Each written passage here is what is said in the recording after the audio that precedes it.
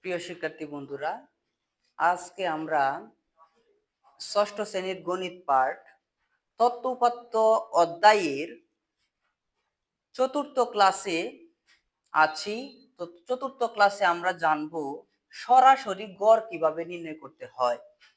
তো সরাসরি গড় আমরা কিভাবে নির্ণয় করব? আমরা সরাসরি গড় নির্ণয়ের একটি সূত্র রয়েছে। প্রথমে আমরা সেই সূত্রটা তোমাদেরকে দেখিয়ে দিচ্ছি। তো গড় সমান সমান রাশিগুলোর যোগফল।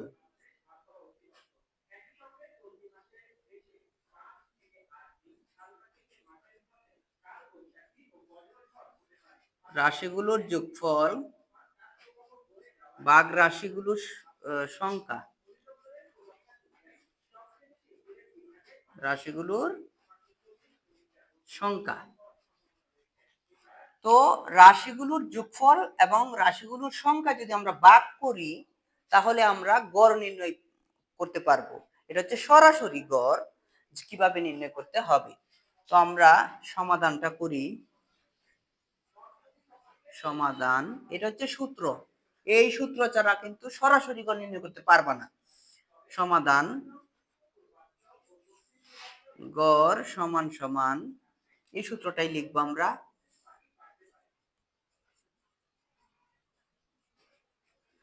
রাশিগুলোর যোগফল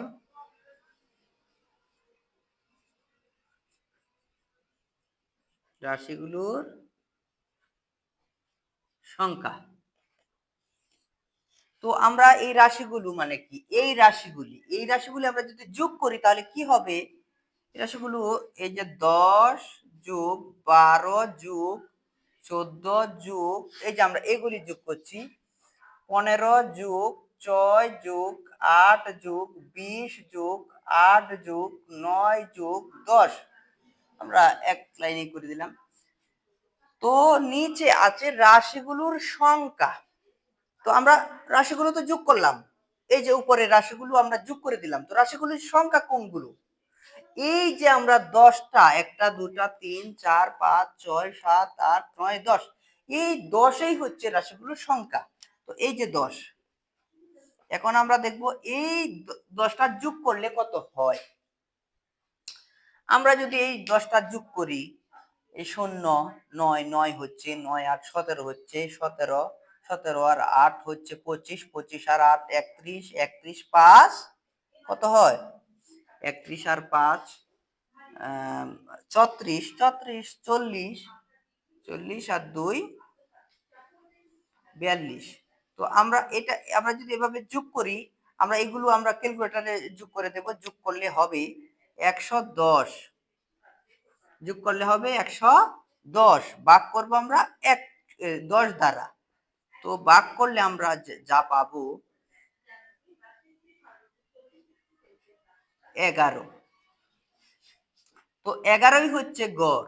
11 কি গড়।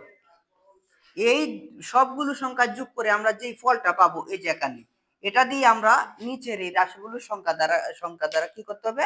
আমাদেরকে ভাগ করতে হবে। তো আমি এইরকমই একটা অঙ্ক তোমাদেরকে দিয়ে দিচ্ছি, সেই অনুযায়ী তোমরা করে আনবে। আমি এই অঙ্কটা এখানে দিব। এখানে আমি লিখে দিচ্ছি সরাসরি গড় নির্ণয় করো। তোমরা এই অঙ্কটা করে এটার ফলাফল কমেন্ট বক্সে জানাবে। তো এখানে আমি দিয়ে দিচ্ছি